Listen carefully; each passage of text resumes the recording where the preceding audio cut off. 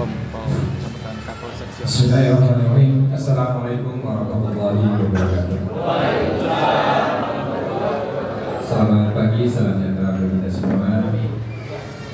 Pertama-tama kita panjatkan puji syukur kepada Allah Subhanahu wa taala karena kita masih diberikan nikmat kesehatan, keselamatan dan panjang umur sehingga kita masih bisa bersilaturahmi bertatap muka dengan seluruh warga masyarakat di aula Desa Ciapus yang menjadi kebanggaan warga masyarakat Desa Ciapus.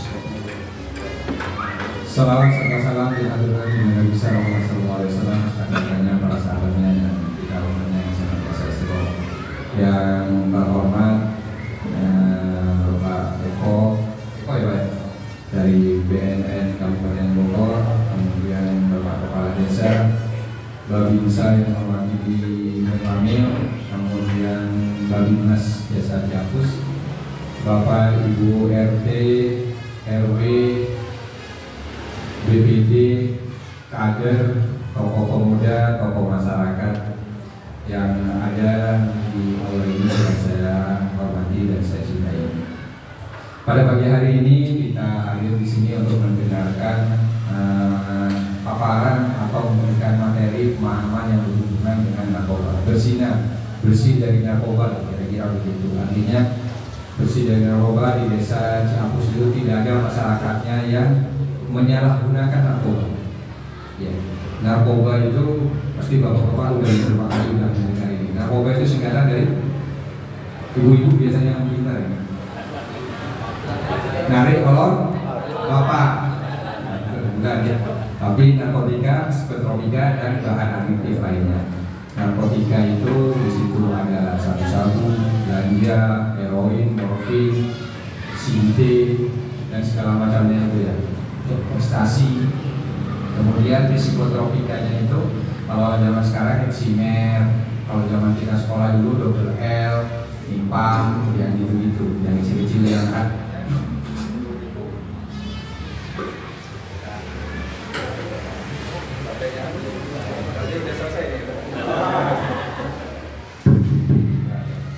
Ya, yang harganya kalau psikotropika biasanya yang terjangkau anak-anak sekolah, ingin ngefly, ingin mabuk, seperti artis-artis kalau di media elektronik gitu, tapi nggak punya uang, jadi 10.000 itu dapat 6 butir. Tapi kalau ditelan ya sama aja, juga.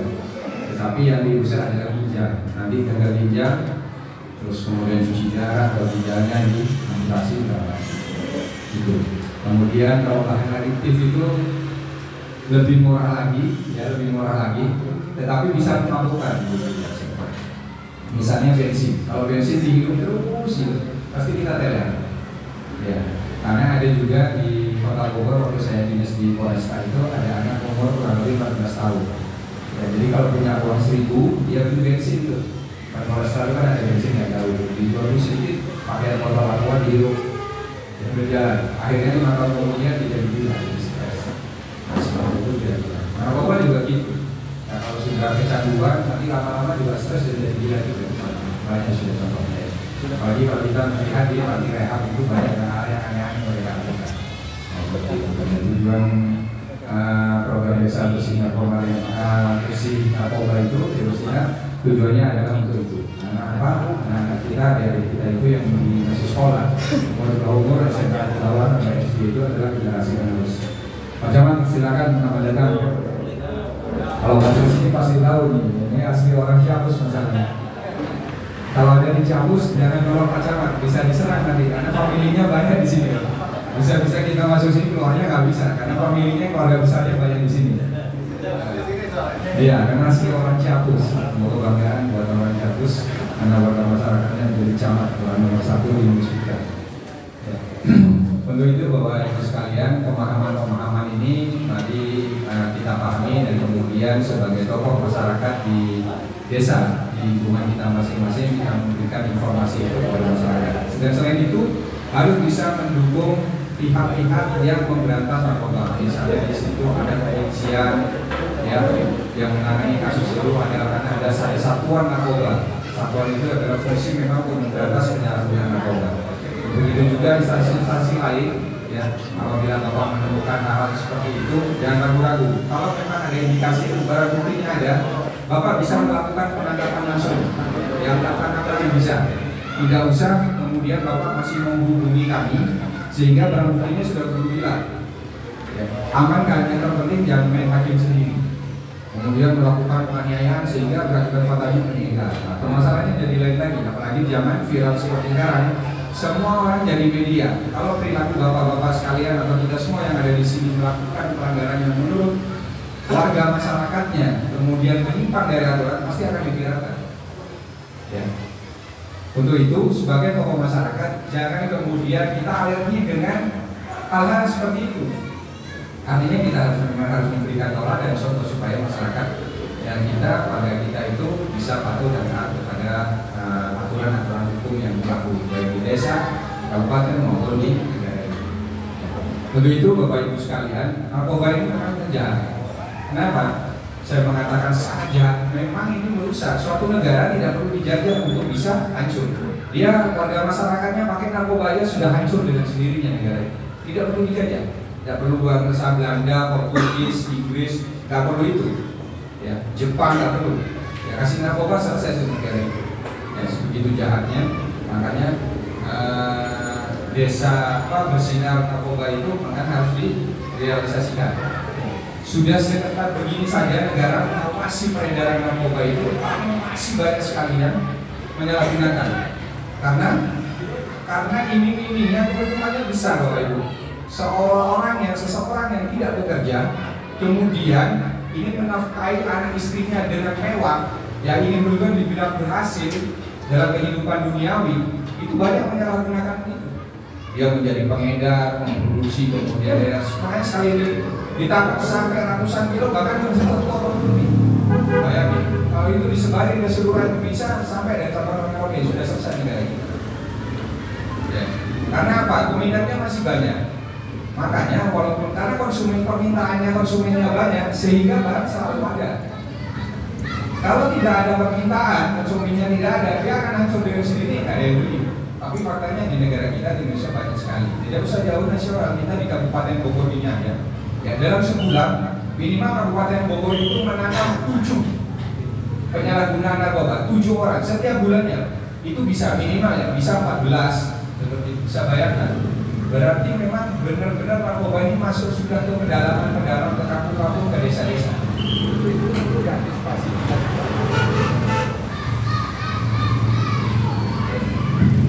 Nah, perlu antisipasi kita sebagai gabungan, sebagai tokoh Bapak Ibu, sebagai tokoh masyarakat yang membutuhkan untuk mengantisipasi itu. Ciri-cirinya kalau di kampung, Pak, ciri-cirinya di kampung. Ya. Ciri-cirinya di kampung itu kalau ada indikasinya narkoba, itu pasti akan ramai. Karena apa? Banyak anak-anak mudanya itu. Ya.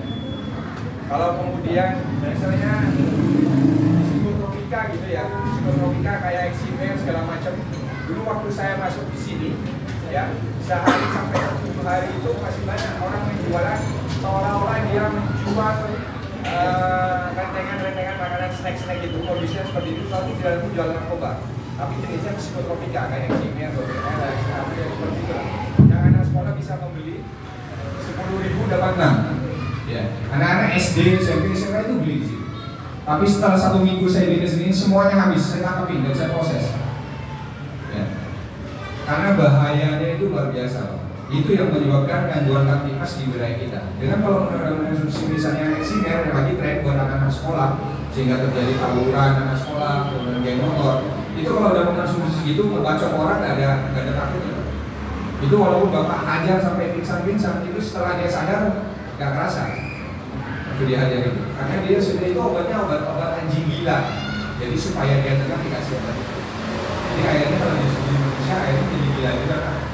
Dan pada umumnya anak-anak yang anak-anak sekolah yang tawuran atas sekolah, yang motor pasti menyalahgunakan narkoba. Kalau nggak jadi spill dia miras. Miras itu termasuk narkoba, bahan aktif lainnya. Makanya Bapak Ibu sekalian, selama saya di sini seminggu, saya sudah 1 tahun lebih, tidak ada orang yang jualan miras yang jenis ciu. Ciu itu yang jangkauannya bisa dibeli oleh anak-anak adik-adik kita, anak-anak kita yang SD, SMP, SMA. Jika terjadi tawuran 10.000 nggak dapat, 10.000 3 orang bisa mampu ciu. Ya.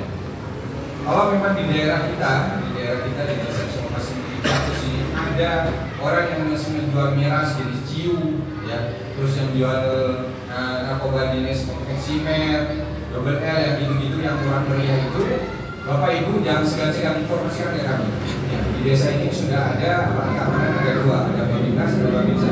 Informasikan, biar dirahsia sama-sama rasa, kemudian kita proses. Biar ada pikirannya, sehingga yang berikut juga tidak ada. Ya.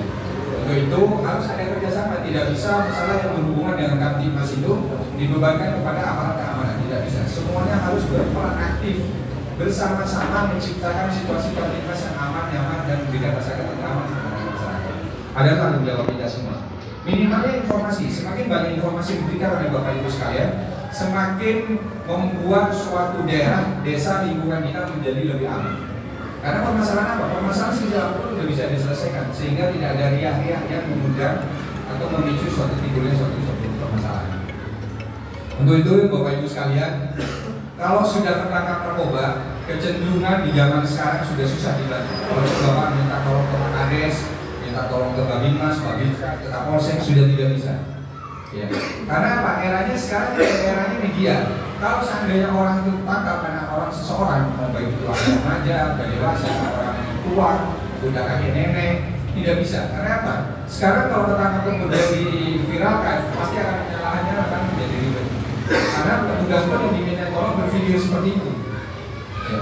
Jadi sekarang setiap kali ada anak yang terlibat narkoba pasti diproses. Minimalnya 5 tahun, minimal itu. Ya ancamannya bisa seumur hidup, bisa hukuman mati. Kalau hukuman mati itu hukuman tembak.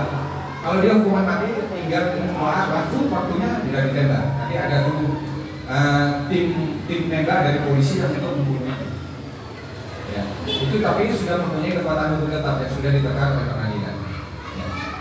Untuk itu Bapak Ibu sekalian, tolong benar-benar dijaga anak-anak remaja kita, ya, yang anak-anak remaja, terutama remaja itu. Karena remaja ini keinginannya tahu itu tinggi. Karena kita masih pernah merasakan masa-masa remaja SMP. Semuanya ingin tahu SMA, ingin tahu ini gimana ini, ingin tahu itu.